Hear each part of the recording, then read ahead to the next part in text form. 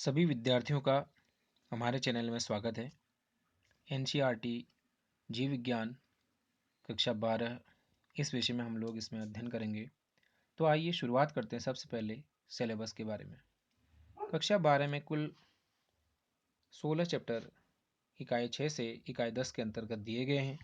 इसमें इकाई 6 में जनन के अंतर्गत 4 चैप्टर दिए गए हैं। अध्याय जो 1 जीवों में जनन है, इसमें हम लोग पढ़ेंगे कि विभिन्न प्रकार के जीवों में जनन की प्रक्रिया किस तरह से होती है, कौन कौन से प्रकार के जनन में पाए जाते हैं। अध्याय 2 में पुष्पी पादपों में लैंगिक जनन की प्रक्रिया अर्थात एंजियोस्पर्म या जो आवृतबीजी पौधे होते हैं उनमें लैंगिक जनन किस तरह से होता है, इसके विषय में हम इसमें पढ़ेंगे। अध्याय 3 में मानव में जनन की प्रक्रिया कैसे संपन्न होती है उसके विषय में दिया गया है। अध्याय 4 में जनन स्वास्थ्य अर्थात मनुष्य में जनन से संबंधित जो भी जनन स्वास्थ्य से संबंधित जो भी इश्यूज हैं उसके विषय में इसमें दिया गया है।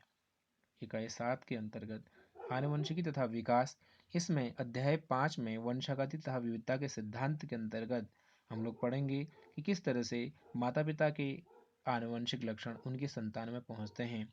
अध्याय 6 में वंशागति के आणविक आधार, इसके अंतर्गत हम लोग पढ़ेंगे कि किस तरह से डीएनए और अन्य जो जैसे जीन्स हैं किस तरह से इनका रोल होता है जीवों में, उसके विषय में हम लोग पढ़ेंगे। अध्याय 7 में विभिन्न प्रकार की जीवों में जैव विकास की प्रक्रिया कैसे संपन्न हुई इसके विषय में दिया गया है। अध्याय 8, 9 और 10 इकाई 8 के अंतर्गत मानव कल्याण में जीव विज्ञान इसके अंतर्गत दिए गए हैं। इसमें अध्याय जो 8 दिया गया है मानव स्वास्थ्य तथा रोग, इसके अंतर्गत हम लोग पढ़ेंगे कि मनुष्य में कौन कौन से प्रकार के रोग किस तरह से उत्पन्न होते हैं और उन रोगों से लड़ने के लिए हमारे शरीर में किस तरह से रोग प्रतिरोधक क्षमता विकसित होती है। और अध्याय 9 में खाद्य उत्पादन में वृद्धि की कार्यनीति के अंतर्गत हम लोग पढ़ेंगे कि खाद्य उत्पादन अर्थात भोजन की का उत्पादन किस तरह से बढ़ाया जा सकता है। अध्याय 10 के अंतर्गत मानव कल्याण में सूक्ष्म जीव, इसके अंतर्गत जीवाणु और कवक किस तरह से मानव के कल्याण में अपनी भूमिका निभाते हैं। इसके अलावा इकाई 9 में जैव प्रौद्योगिकी अर्थात बायोटेक्नोलॉजी के अंतर्गत हम लोग पढ़ेंगे कि बायोटेक्नोलॉजी क्या है और किस सिद्धांत और प्रक्रम के अंतर्गत कार्य करता है, और साथ ही साथ बायोटेक्नोलॉजी के द्वारा प्राप्त होने वाले जो उत्पाद हैं उसका उपयोग मानव कल्याण में किस तरह से किया जा सकता है। अंत में इकाई 10 के अंतर्गत पारिस्थितिकी अर्थात इकोलॉजी के अंतर्गत 4 अध्याय दिए गए हैं। अध्याय 13 में जीव और समष्टियों के अंतर्गत एक इंडिविजुअल और पॉपुलेशन के विषय में हम लोग पढ़ेंगे। अध्याय 14 में पारितंत्र अर्थात इकोसिस्टम, इकोसिस्टम के प्रकार और इकोसिस्टम में ऊर्जा का प्रवाह किस तरह से होता है, इसके साथ साथ कुछ अन्य चीज़ें भी इसमें हम लोग पढ़ेंगे। अध्याय 15 में जैव विविधता और एवं संरक्षण, इसके अंतर्गत बायोडाइवर्सिटी, जैव विविधता या बायोडाइवर्सिटी और उसका संरक्षण हम लोग किस तरह से करेंगे। और अंत में अध्याय 16 के अंतर्गत पर्यावरण के मुद्दे, इस अध्याय में हम लोग पर्यावरण में हो रहे पर्यावरणीय प्रदूषण, global warming, green house effect और ओजोन लेयर डिप्लीशन, इसके विषय में हम लोग अध्ययन करेंगे। तो आइए आज शुरुआत करते हैं अध्याय 1 जीवों में जनन, रिप्रोडक्शन इन ऑर्गेनिज्म चैप्टर में, जो कि पार्ट 1 शुरू करते हैं आज। इसका जो पहला जो टॉपिक है वह है जीवन अवधि या लाइफ स्पैन। हम जानते हैं कि प्रत्येक जीवधारी एक निश्चित जीवन अवधि के लिए जीवित रहता है, अर्थात प्रत्येक जीवधारी जन्म से लेकर मृत्यु तक एक निश्चित समय तक ही जीवित रहता है। तो प्राकृतिक जन्म से लेकर प्राकृतिक मृत्यु तक का जो अंतराल होता है जीवों का, वह जीवन काल कहलाता है।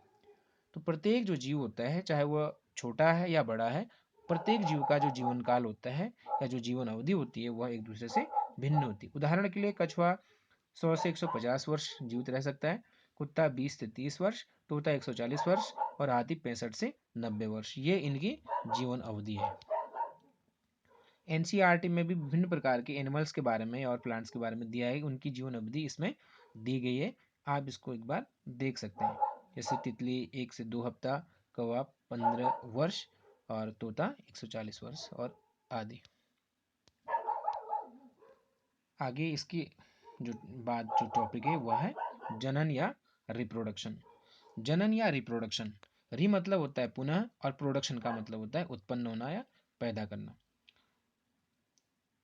जनन जीवों की वह प्रक्रिया है जिसके द्वारा जीव अपने समान संततियों को उत्पन्न करते हैं। जनन प्रजाति से एक पीढ़ी के बाद दूसरी पीढ़ी में निरंतरता बनाए रखती है।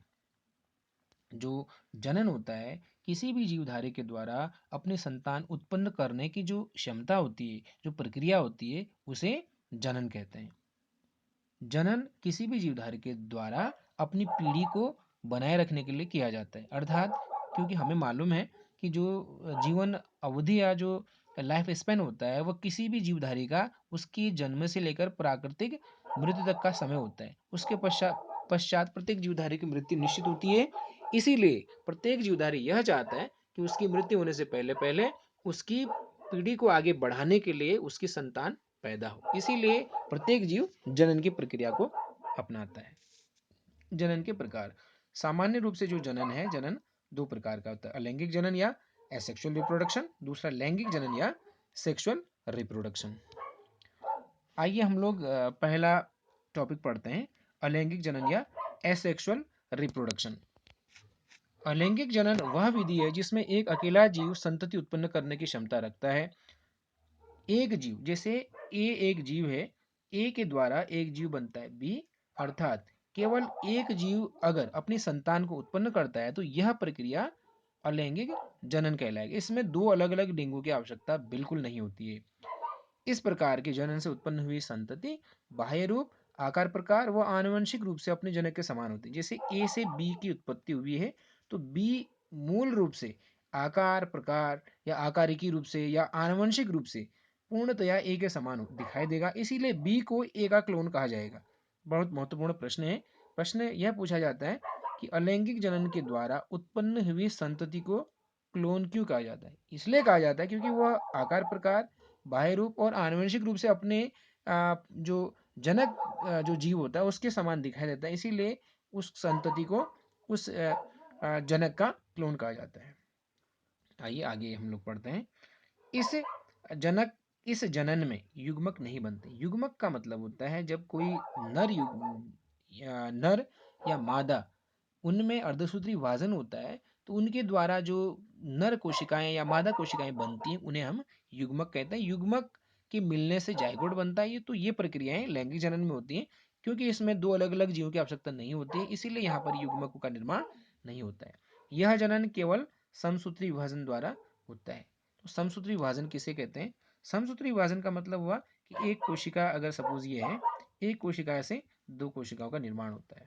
अगर एक कोशिका, पहली कोशिका में क्रोमोसोम की संख्या 10 है तो जो दो नई कोशिकाएं बनती हैं तो प्रत्येक में क्रोमोसोम की संख्या 10-10 ही होगी। अर्थात अपने जो मातृ कोशिका है उसके समान पुत्री कोशिकाओं में क्रोमोसोम की संख्या होती है। तो इसे हम समसूत्री विभाजन कहते हैं। तो समसूत्री विभाजन एसेक्सुअल रिप्रोडक्शन में पाया जाता है। इस प्रकार के जनन में आनुवंशिक विभिन्नताएं नहीं होती। आनुवंशिक विभिन्नताएं नहीं होती, क्यों नहीं होती?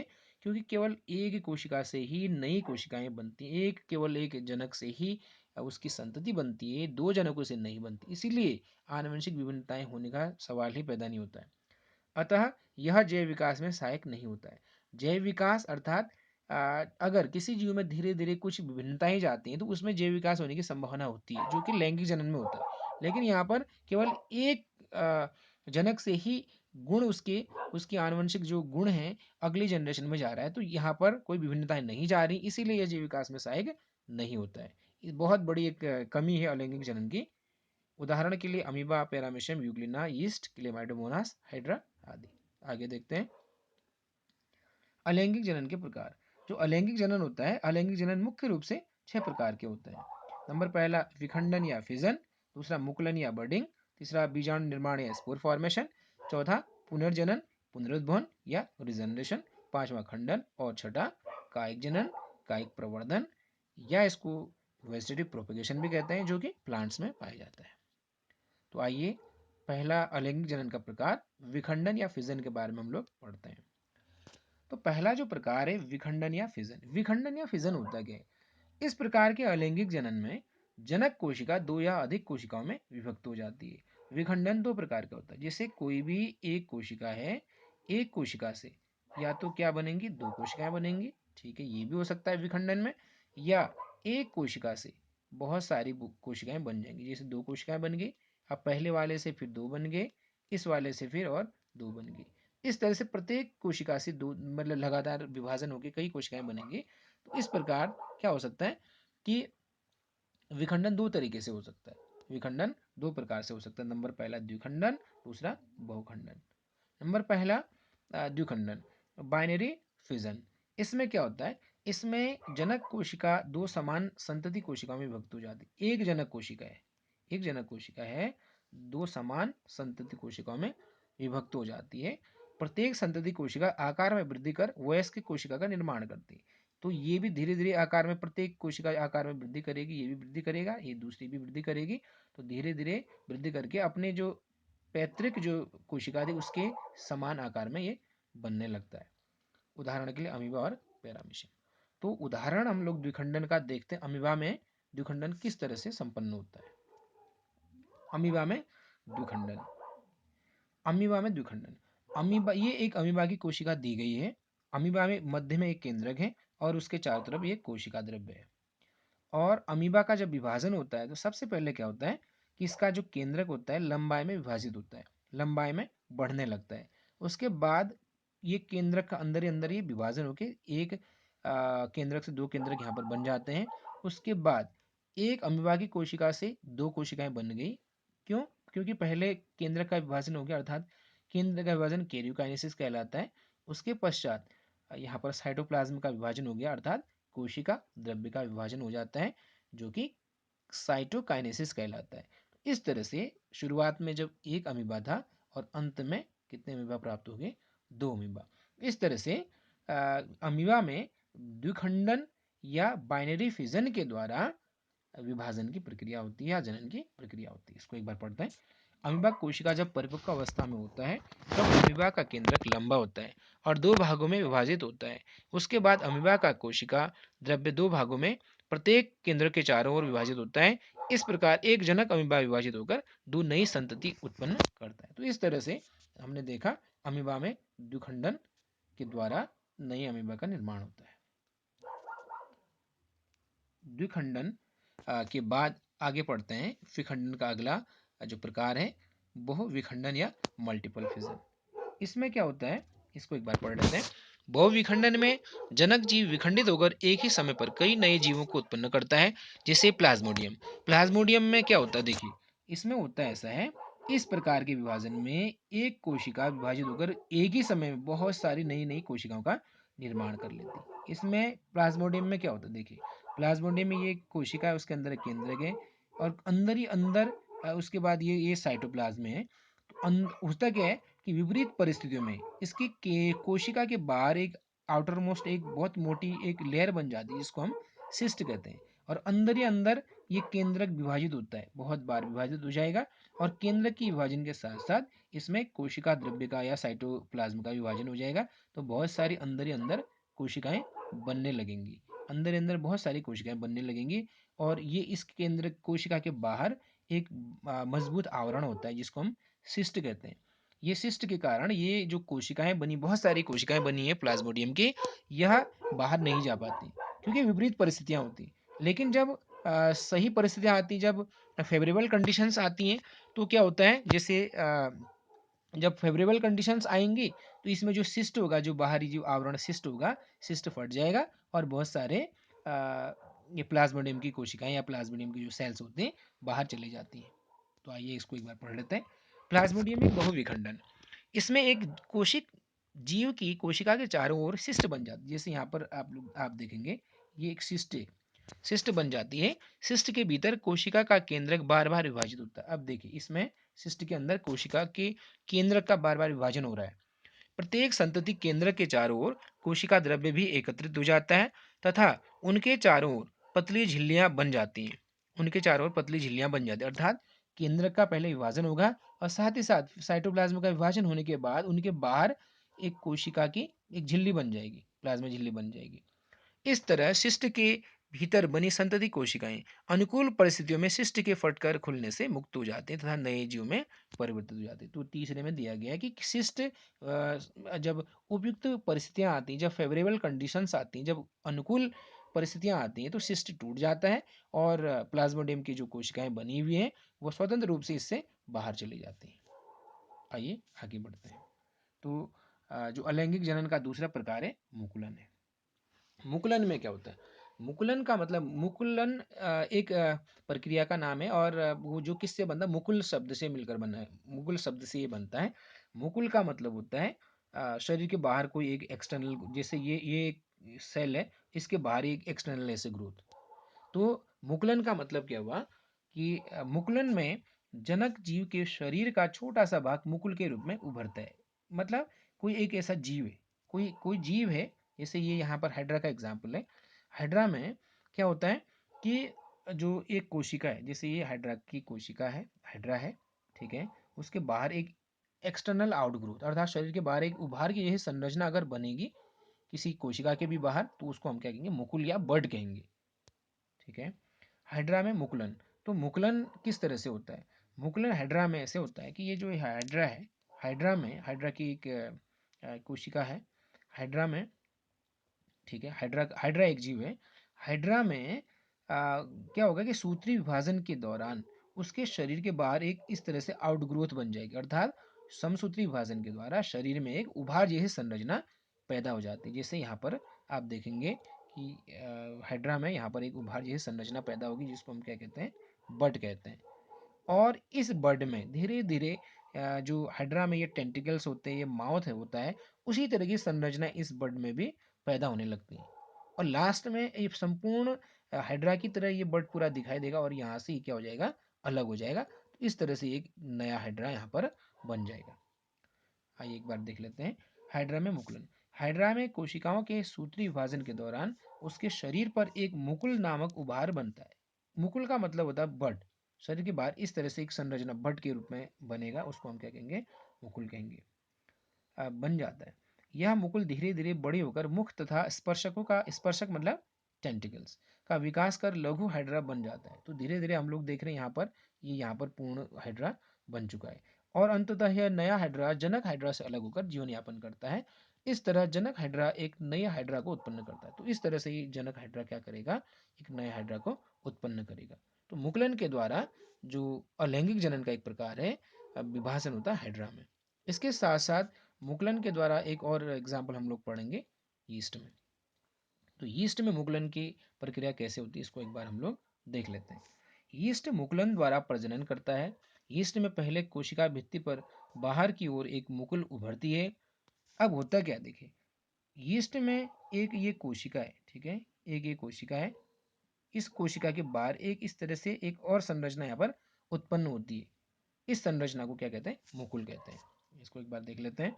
जनक यीस्ट कोशिका का केंद्रक दो भागों में विभाजित होकर एक नए जो कोशिका बनी उसमें एक केंद्रक मुकुल के भीतर चला जाता है।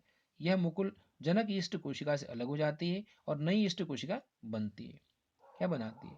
यीस्ट में मुकुलन इतनी तेज गति से होता है कि पहली मुकुलों में उनकी अपनी मुकुलन बनने लगती है और ये सभी जनक यीस्ट कोशिका से जुड़कर यीस्ट कोशिकाओं की एक श्रृंखला बनाती है। कुछ समय बाद श्रृंखला की सभी यीस्ट कोशिकाएं एक दूसरे से अलग हो जाती हैं और अलग अलग यीस्ट पौधे को बनाती हैं।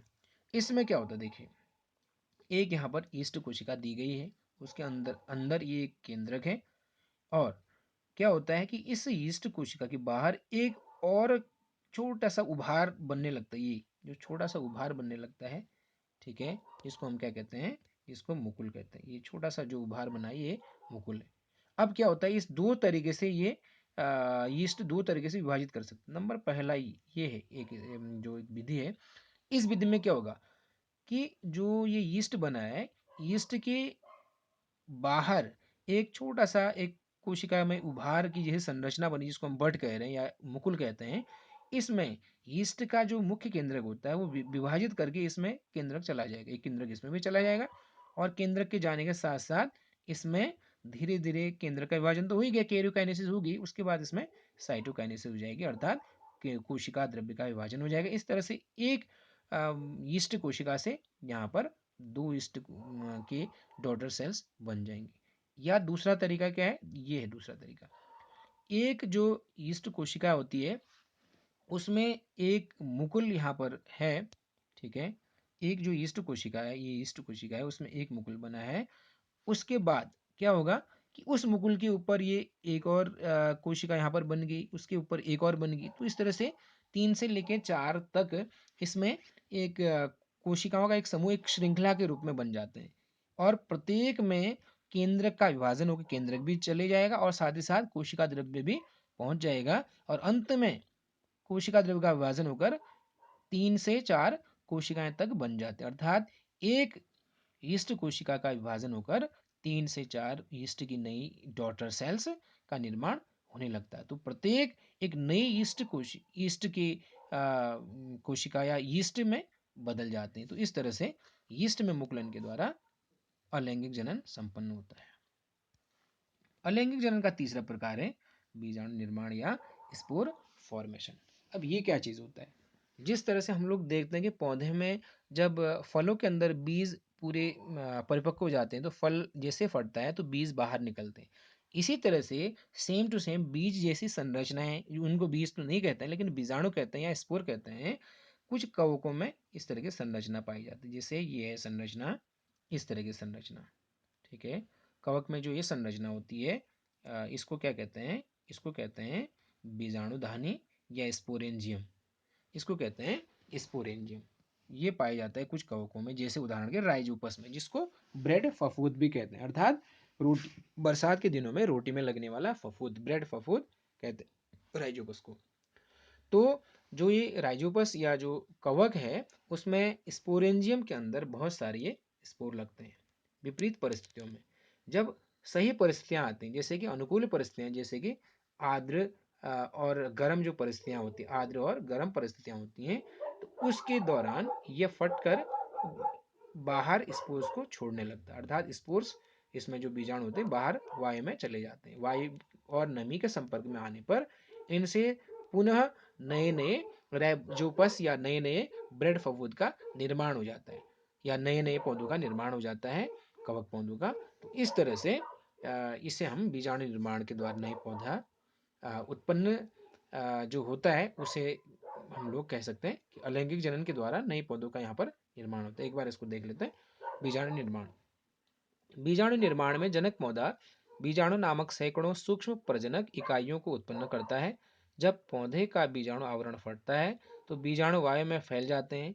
जब ये वायु वाहित बीजाणु अनुकूल परिस्थितियों जैसे कि आर्द्रता और जो गर्म परिस्थितियां होती हैं उसमें अंकुरित होते हैं और नए पौधों को उत्पन्न करते हैं। मैंने जैसे बताया कि यहाँ पर देखिए, यहाँ पर एक कवक है, उसमें जो ये संरचना है, जो स्पोरेंजियम है, उसके अंतर्गत ये छोटे छोटे ये भाग, ये स्पोर्स या बीजाणु हैं। जब ये परिपक्व होता है तो और सही परिस्थितियां आती हैं तो स्पोरेंजियम फट जाता है और इसके बीजाणु यहाँ पर दिखाई गया है। तो ये ऐसे बाहर बहुत सारे आ जाएंगे और वायु और नमी के संपर्क में या गर्म वातावरण के संपर्क में ये आते हैं। तो नमी आवश्यक बिल्कुल है, और तो वहाँ पर बहुत सारे कवक का निर्माण करने लगते हैं। नए नए पौधों में ये बदल जाते हैं, जैसे कि राइजोबस में देखने को मिलता है। राइजोबस में उपस्थित बीजाणुधानी में अनेक सैकड़ों सूक्ष्म बीजाणु होते हैं। जब बीजाणुधानी का आवरण या बीजाणु चोल फटता है तो नए या सूक्ष्म बीजाणु वायु में बिखर जाते हैं। ये बीजाणु अलैंगिक जनन इकाइयां होती हैं जो अनुकूल परिस्थितियों में और भी पौधों को उत्पन्न कर सकते हैं। तो आइए अब आगे बढ़ते हैं। अलैंगिक जनन का चौथा प्रकार है पुनर्जनन या पुनरुद्भवन या रिजनरेशन। होता क्या है, इसको एक बार जरा पढ़ लेते हैं। पूर्ण जीव को उसके शारीरिक भागों से पुनः प्राप्त करने की प्रक्रिया पुनर्जनन कहलाती है। जैसे प्लेनेरिया इसी विधि द्वारा प्रजनन करता है। होता क्या है प्लेनेरिया में, प्लेनेरिया में ये प्लेनेरिया है जो कि एक प्रकार का चपटाकृमि है। इसमें किसी कारणवश अगर यह एक से अधिक भागों में, जैसे यहाँ पर दिया है कि 3 भागों में कट गया है, तो प्रत्येक 1, 2 और 3, 1, 2 और 3 भागों में बढ़ गया है, तो पहला जो भाग है ये वाला भाग, इसमें दूसरा और तीसरा पार्ट नहीं है, तो ये क्या करेगा, दूसरे और तीसरे पार्ट को अपने अंदर दोबारा से बना सकता है। उसी तरह से जो दूसरा बीच का पार्ट है, पहला और तीसरा भाग इसमें मिसिंग है तो वो इसमें दोबारा से बन जाता है। इस तरह से जो तीसरा जो पार्ट है उसमें पहला और दूसरा पार्ट नहीं था, वो भी इसमें पुनः बनने लगता। अर्थात पुनरुद्भवन क्या है? पुनरुद्भवन वह प्रक्रिया है जिसमें कुछ जीवों जैसे कि प्लेनेरिया, इनके द्वारा शरीर के जो अंग किसी कारण से नष्ट हो गए हैं, किसी कारण से हट गए हैं, पुनः उन अंगों को प्राप्त कर लेता है। तो इस प्रकार की प्रक्रिया को पुनर्जनन, पुनरुद्भवन या रीजनरेशन कहते हैं। री मतलब होता है पुनः, जनरेशन मतलब होता है उसका निर्माण कर लेना। अर्थात जो मिसिंग पार्ट है, जो बॉडी में जो अंग नष्ट हो गए हैं, उन अंगों को ये दोबारा से प्राप्त कर लेता है। तो इस प्रकार की जो प्रक्रिया है इसे पुनरुद्भवन कहते हैं। उदाहरण के लिए प्लेनेरिया पढ़ते हैं एक बार। प्लेनेरिया एक चपटा कृमि है जो अलवण तालाबों और मंद गतिमान नदियों में पाया जाता है। यदि प्लेनेरिया का शरीर किसी तरह कई खंडों में कट जाता है तो प्रत्येक शरीर खंड सभी अविद्यमान भागों का विकास करके पूर्ण प्लेनेरिया में पुनर्जनित हो सकता है। इस प्रकार इस विधि को पुनरुद्भवन या रिजनरेशन कहते हैं। तो आइए अब हम लोग आगे बढ़ते हैं। अलैंगिक जनन का पांचवा प्रकार, खंडन। खंडन या फ्रेगमेंटेशन। अब होता क्या है, इससे पहले हमने एक पढ़ा था विखंडन। ठीक है, विखंडन में हमने क्या पढ़ा था? विखंडन में हमने पढ़ा था कि एक कोशिका विभाजित होकर दो कोशिकाएं भी बन सकती हैं, या एक कोशिका विभाजित होकर दो से अधिक कोशिकाएं, बहुत सारी कोशिकाएं भी बन सकती हैं। हमने पढ़ा था विखंडन दो प्रकार के होते हैं, द्विखंडन और बहुविखंडन। उसी तरह से खंडन, विखंडन हमने पढ़ा था अमीबा में और प्लाज्मोडियम में पढ़ा था। उसी तरह से खंडन क्या होता है? खंडन लगभग लगभग मिलता जुलता है, लेकिन खंडन में थोड़ी सी चीज समझने की ये कि खंडन एक बहुकोशिक, एक सरल बहुकोशिक जीव के शरीर में होता है। जैसे कि स्पायरोगायरा है, यूलोथ्रिक्स है, इस प्रकार के जो शैवाल होते हैं, जैसे यहाँ पर ये दिया हुआ है स्पायरोगायरा या यूलोथ्रिक्स एक शैवाल है जो बहुकोशिक शैवाल है। इसका जो शरीर होता है, जैसे यहाँ पर ये देख रहे हैं आप, शरीर है एक दो, मतलब ये तीन, यहाँ पर तीन भागों में, एक दो और तीन भागों में यहाँ पर टूट गया है। और जो प्रत्येक भाग जो टूट रखा है वह दोबारा से बढ़कर जो पूर्वज जो भाग था, जो यहाँ पर मैच्योर स्पायरोगायरा है, उस तरह से वो जो टूटे हुए भाग वो पुनः उतने ही बड़े बनने लगते हैं। तो इस प्रकार इसे हम क्या कहते हैं? खंडन कहते हैं। अर्थात खंडन क्या है? खंडन एक प्रौढ़ होने पर सरल बहुकोशिक जीव के शरीर का दो या अधिक भागों में अलग होना, जिनमें से प्रत्येक भाग में विकसित होकर पूर्ण नया जीव बनता है, खंडन कहलाता है। जैसे स्पायरोगायरा, यूलोथ्रिक्स और अन्य जो शैवाल होते हैं उनमें ये प्रक्रिया देखने को मिलती है। ठीक है, तो होता क्या है खंडन? खंडन में एक जैसे उदाहरण के लिए एक स्पायरोगायरा है, हरा तंतुमय शैवाल है जो कि तालाबों, झीलों और मंद गतिमान नदियों में पाया जाता है। ठीक है, इसका जो शरीर होता है पतला एक तंतुनुमा एक धागे की जैसे संरचना में जैसा पाया जाता है। तो जितने भागों में यह टूट जाएगा, प्रत्येक जो भाग है पुनः बड़ा हो जाएगा, जैसे जैसे पेरेंट था उतना ही बड़ा ये होने लगता है। अर्थात ये एक बहुकोशिक जीव के शरीर में इस प्रकार का विभाजन क्या कहलाएगा? खंडन कहलाएगा। लेकिन जो विखंडन था, विखंडन एक कोशिकीय जीव में होता है। ठीक है, तो इसमें नोट इसमें हम लोग पढ़ भी लेंगे एक बार, यहाँ पर बड़ा इंपॉर्टेंट है ये, इसको एक बार देखते हैं। विखंडन एवं खंडन के बीच प्रमुख भिन्नता यह है कि विखंडन में एक कोशिका एक कोशिक जीव टूटकर दो या अधिक संतति जीवों को बनाता है, जबकि खंडन में बहुकोशिक जीव खंडों में अलग होकर दो या अधिक संतति जीवों को बनाता है। अर्थात विखंडन में एक कोशिक जीव टूटेगा जिससे कि दो कोशिकाएं बनेंगी या दो से अधिक कोशिकाएं बनेंगी। ठीक है, दो या तो दो कोशिकाएं बनेंगी या अधिक कोशिकाएं बनेंगी। ठीक है, अधिक कोशिकाएं बनेंगी। जबकि जो खंडन होगा वो किस में होगा? बहुकोशिक जीव में, जो मल्टी सेलुलर जो ऑर्गेनिज्म होंगे बहुकोशिक जीव, उनमें खंडन की प्रक्रिया होगी। ठीक, तो आज के लिए बस इतना ही। आज हमने पढ़ा जीवों में जनन का पहला पार्ट, जिसमें हम लोगों ने पढ़ा जनन किसे कहते हैं और जीवन अवधि या लाइफ स्पेन क्या होता है और जनन के कितने प्रकार होते हैं। हमने अलैंगिक जनन में पढ़ा पहला विखंडन, उसके बाद हमने पढ़ा मुकुलन के द्वारा किस प्रकार से जनन की क्रिया होती है। उसके बाद फिर हमने पढ़ा मुकुलन के बाद जैसे यहाँ पर खंडन क्या होता है, ठीक है, पुनरुद्भवन क्या होता है, कई चीज़ें हम लोगों ने पढ़ी हैं, ठीक है। उसके बाद बीजाणु निर्माण क्या होता है, ये सब हमने पढ़ा है। और इसके बाद जो आगे हम लोग टॉपिक पढ़ेंगे कायिक जनन या कायिक प्रवर्धन, ये हम लोग अगले पार्ट में पढ़ेंगे। तब तक आप जितना मैंने समझाने का प्रयास किया है इसका आप पूरा रिवीजन करेंगे, तब जाके हम लोग नेक्स्ट वीडियो में इसके आगे हम लोग पढ़ेंगे, आपको समझ में आते रहेगा। तब तक के लिए बाय।